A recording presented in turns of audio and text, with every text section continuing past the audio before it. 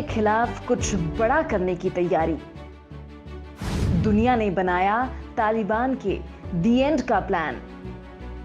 British PM ने भी लिया मोदी से गुरु मंत्र। बाइडेन भी भारत की पॉलिसी के संग। कहते हैं कि पाप का घड़ा कभी ना कभी भरता जरूर है। यही कहावत तालिबान के साथ सच साबित होती दिखाई दे रही है, क्योंकि तालिबान के खिलाफ दुनिया मोदी की अगुवाई में कोई सीक्रेट प्लान बना रही है। इस खबर के बाद से ही तालिबान बेचैन है। दरअसल अफगानिस्तान की सत्ता पर काबिज तालिबान जिस तरह से वहां पर मारकाट मचा रहा है, उसकी थू-थू पूरी दुनिया में हो रही है। अमेरिका, रूस, ब्रिटेन, जापान, यूएन में भारत की दिखाई राह पर चलते हुए दुनिया के बड़े मुल्कों ने तालिबान को ठिकाने लगाने का प्लान तैयार कर लिया है। तालिबान का बॉयकॉट तो भारत के कड़े रुख के चलते दुनिया कर ही चुकी है। साथ ही रूस 20 सितंबर को तालिबान को टाइट करने के लिए बुला ही चुका है। पिछली बार भी तालिबानी आतंकियों पर नकेल कसने के लिए रूस ने उसे बातचीत की टेबल पर बुलाया था, लेकिन बात नहीं बनी। तो इस बार तालिबानियों को उनकी औकात बताने के लिए रूस ने मोदी से मीटिंग में मौजूद रहने की गुजारिश की है। तो दोस्तों, इस मीटिंग में क्या होने वाला है, पूरी दुनिया की नजर इसी पर लगी हुई है। उम्मीद की जा रही है कि इस बार तालिबान का काम तमाम हो जाना तय है। लेकिन दोस्तों, इस बातचीत से पहले तालिबान से भन्नाए दुनिया के कई मुल्कों ने तालिबान के खिलाफ मोर्चा खोल दिया है। ब्रिटेन के प्रधानमंत्री बोरिस जॉनसन ने इसी मसले पर प्रधानमंत्री नरेंद्र मोदी से फोन पर बातचीत की है। सूत्र बताते हैं कि उन्होंने पीएम मोदी से गुजारिश की है कि तालिबान के समूल नाश के लिए खाका तैयार कराएं। दरअसल तालिबान आतंकी अफगानिस्तान में अपनी कथित सरकार बना चुके हैं, लेकिन दुनिया का कोई भी मुल्क मोदी के रुख के खिलाफ जाकर तालिबान को मान्यता देने के पक्ष में नहीं दिखाई दे रहा है। दोस्तों, तालिबान का नामो निशान दुनिया के नक्शे से मिटाने के लिए भारत, अमेरिका और ब्रिटेन ने 3 डायमेंशनल रणनीति बना ली है। इसका खुलासा हालांकि नहीं किया गया है कि इस रणनीति के तहत किस तरह से तालिबान को ठिकाने लगाया जाएगा, लेकिन एक बात तो तय है कि तालिबान का खात्मा अब तय मानिए। अब तालिबान को ना तो चीन बचा पाएगा, ना उसके अब्बाजान इमरान। तालिबान का टेंटुआ दबाने की तैयारी, फंडिंग पर सख्ती से तिल मिलाया शैतान, मोदी की अगुवाई में 3 डायमेंशनल प्लान। तो दोस्तों, आतंक के खिलाफ आतंक का ऐलान करने के पीएम मोदी के फलसफे पर चलते हुए अमेरिका भी अब और टाइट हो गया है। उसने सेंट्रल बैंक्स में अफगानिस्तान के अकाउंट्स को फ्रीज कर दिया है, जिसके बाद से अफगानिस्तान की जनता की गाढ़ी कमाई के टैक्स से जुटाया गया पैसा तालिबानी आतंकियों की एक्सेस से बाहर हो गया है। तालिबानी आतंकी अब पाई पाई के लिए मोहताज हो चुके हैं। अब तालिबानी आतंकी केवल ड्रग ट्रैफिकिंग, मानव तस्करी, आर्म्स डीलिंग और लूटपाट के सहारे ही अपना पेट पालने को मजबूर हैं। तालिबान की फाइनेंशियल नसबंदी और वैश्विक स्तर पर घेराबंदी से तिलमिलाए तालिबानी लक्कड़बग्घों के विदेश मंत्री आमिर खान मुतक्की पगलाया हुआ है और अब दुनिया को बंदर घुड़की देने लगा है।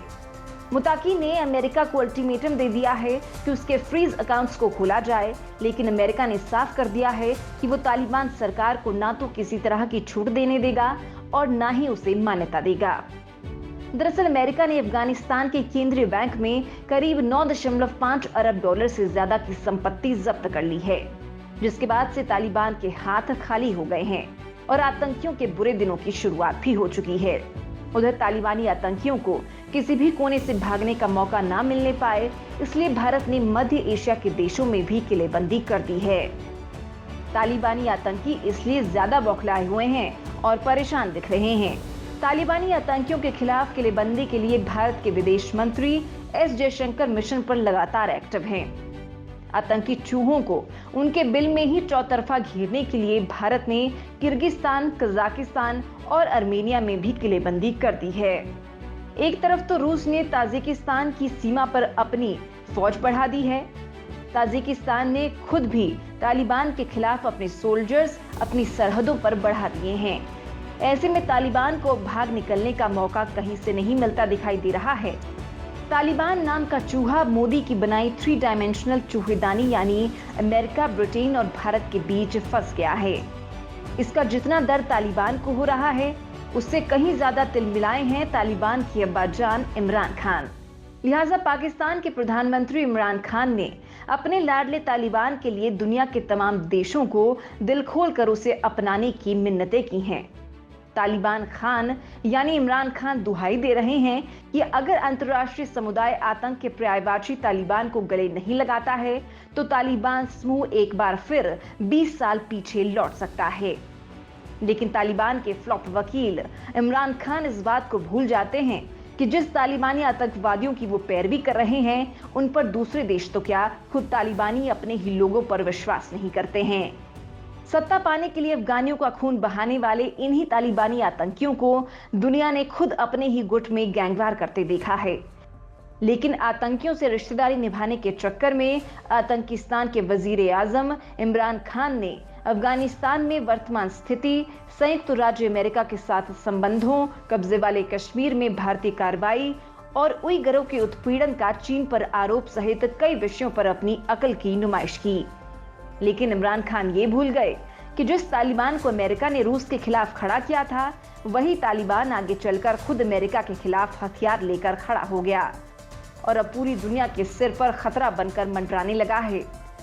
पाकिस्तान के सामने अब हालात सांप छछुंदर वाले हो गए हैं, क्योंकि तालिबान ना तो अब उससे उगला जा रहा है और ना ही निगला जा रहा है। इधर एक तरफ तो वो अपने प्यारे तालिबान की पैरोकारी कर रहा है, तो वहीं दूसरी ओर खुद पाकिस्तान तालिबान यानी तहरीके तालिबान पाकिस्तान ने इमरान खान की नाक में दम कर दिया है।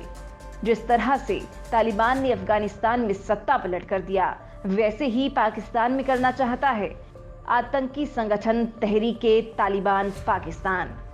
इमरान खान इसी बात से डरे हैं कि कहीं उनकी कुर्सी पर तालिबानी आतंकवादी आकर कब्जा न कर लें। अब जब पानी खुद के सिर के ऊपर से निकल गया है तो इमरान खान को मजबूरन शांति शांति का राग अलापना पड़ा है। दोस्तों, लेकिन पाकिस्तान का ये विधवा प्रलाप दुनिया का कोई देश सीरियसली नहीं ले रहा है और तालिबान की गर्दन मरोड़ने के लिए पीएम मोदी को भी साथ ले लिया है।